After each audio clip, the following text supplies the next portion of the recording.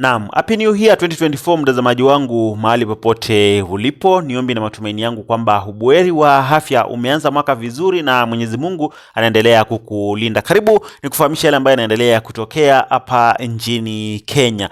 Mtazamaji, hata kabla hatujaendelea zaidi, nataka kwanza usikilize hii video hapa ambayo imefanywa na Citizen TV, alafu tuendelee kuzungumza zaidi. Sikiliza hii video kabla hatujaendelea kuzungumza zaidi. It's been a year of an unbearable tax regime, with salaried Kenyans particularly hard hit. From increased pay as you earn tax bans to the housing levy, Kenyans have had to find alternative ways to make ends meet. Victoria Rubadiri takes a look at the painful hit to payslips in 2023. After its tabling in the National Assembly back in May this year, the Finance Bill 2023 was the first indication that things were going to get tougher for Kenyans in the formal labor sector. The bill was subjected to intensive public participation, with the Parliamentary Committee on Finance proposing several changes to the original draft. One of the major changes was the adjustment to the pay-as-you-earn tax bands that targeted high-income earners, with those earning more than 500,000 shillings a month hit with a 32.5% deduction. Persons earning above 800,000 shillings now part with a 35% tax deduction. Then there was the controversial housing levy that required payment by both the employee and the employer at a rate of 1.5% of the employee's gross monthly salary. Though the High Court in late February declared the housing levy unconstitutional, it later stayed the ruling until January 10, 2024, with the government set to appeal the decision. The judges ruled that to introduce the housing levy as per the Finance Act 2023 would violate the principles of taxation for making distinctions between formal and informal sectors, therefore creating unequal and inequitable principles. They added that the enactment of laws must be supported with a rational explanation, but in the case of the housing levy, the government failed to provide an explanation for the imposition of the levy or a legal framework to anchor the fees. We must do it. Korea did it, Singapore did it, Malaysia did it, and that is why they are ahead of us. We know what we must do, but we cannot gather the courage to do it. But this time round, whatever it takes, we are going to implement it. The levy, however, continues to be deducted, and Kenyans have been feeling the pinch, namely in the August payslip that jolted Kenyans into the reality of the new tax regime. That month, the government recouped double the housing levy deductions when it was backdated to July this year. This was compounded by the fact that Kenyans were parting with more for their National Social Security Fund contributions since February this year. The mandatory retirement deduction went from a flat rate of 200 shillings to a maximum of 1,080 shillings, and as many other salaried Kenyans, Festus, not his real name, felt the pinch almost immediately. The civil servant says despite a 6,000 shilling increase in his basic salary, the new deductions ate up all the gains from the raise.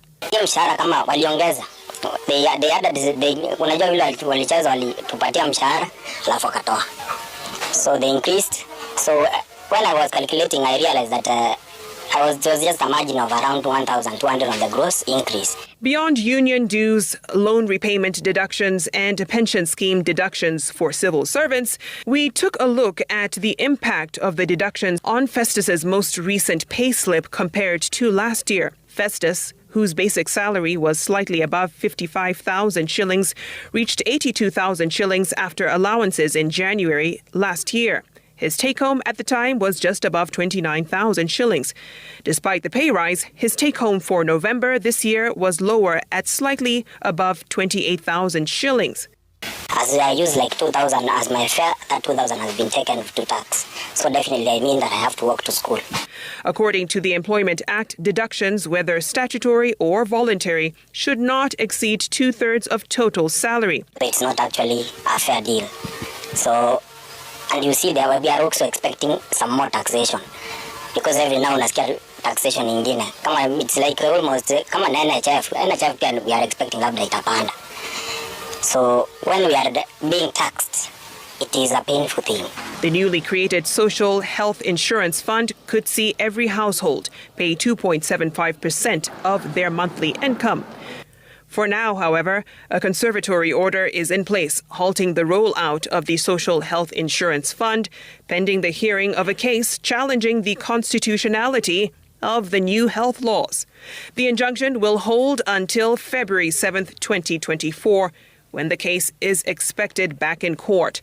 So mtazamaji, hiyo video imefanywa na Citizen TV na inaonesha vile Wakenya wamevuka mwaka wa 2024 wakiwa wameekelewa mzigo mzito kwa kichwa. Sana sana wale Wakenya ambao wanafanya kazi na wanakatwa mshahara wao kwa payslip ama wanalipwa na payslip. So ni video ambayo inaonesha mtazamaji wangu vile Wakenya watafuka ama wamevuka mwaka wa 2024 wakiwa wameekelewa mzigo mzito tena zaidi kwa mgongo wao. Na hii ndio sababu ambayo kinara wa muungano wa Azimio la Umoja wa Kenya, Mheshimiwa Baba Raila Amolo Odinga alisema kwamba kama William Samoei Ruto atatoa hizi taxes nyingi ambazo Wakenya wanakatwa pamoja na ile finance bill ya mwaka wa 2023 ambayo iliweza kufanya mambo yawe magumu tena zaidi hapa nchini Kenya, bila shaka huu mwaka ambao tumeanza 2024 maandamano yatarejelewa hapa nchini Kenya, ili kuhakikisha kwamba Wakenya wamemwambia William Samoei Ruto kwa njia ya maandamano kwamba hapana, hapa sasa inaonekana kwamba umetuwekelea mzigo tena zaidi, hatuwezi tukaendelea hivyo. Punda inakwambia kwamba imechoka, lakini wewe badala ya kupunguza mizigo juu unaendelea kuongeza mizigo juu tena nyingi tena zaidi. Ni kama unataka ianguke kabisa ikufe.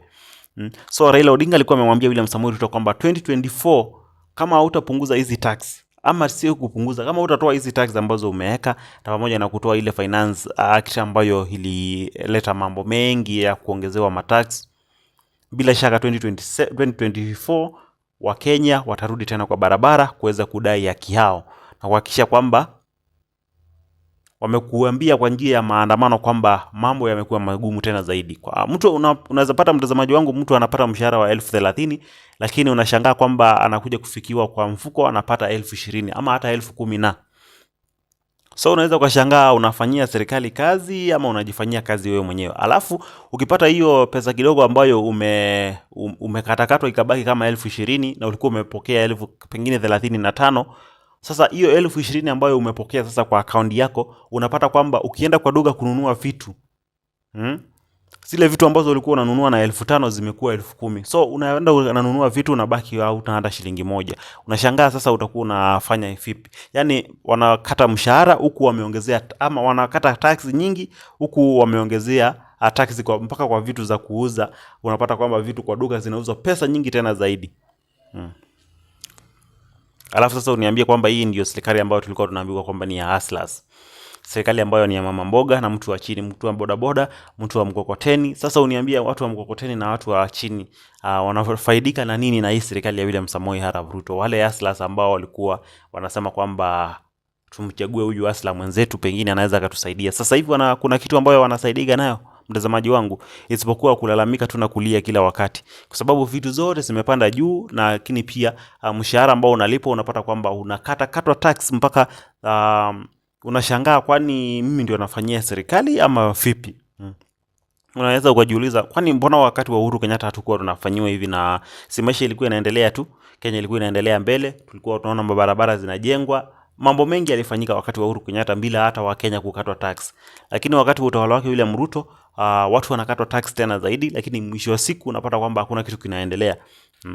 Kwa sababu niliwaambia kwamba Ruto yeye anakata tax huku anachukua loan. So afadhali Uhuru Kenyatta alikuwa anachukua loan, lakini Wakenya hawakuwa wanakatwa tax. Alikuja akatoa subsidy ya mafuta, akatoa subsidy ya unga, akatoa subsidy zote ambazo alikuta Uhuru ameweka. Sasa akasema kwamba anataka kutumia akili kuweza kupunguza bei ya vitu bila kutumia subsidy. Sasa hiyo ukisema uoneshe hiyo pesa ambayo ilikuwa inalipwa kwa subsidy, ndio utashangaa, kwa sababu hauwezi kujua imeacha kufanyika ama subsidy imeacha kulipwa.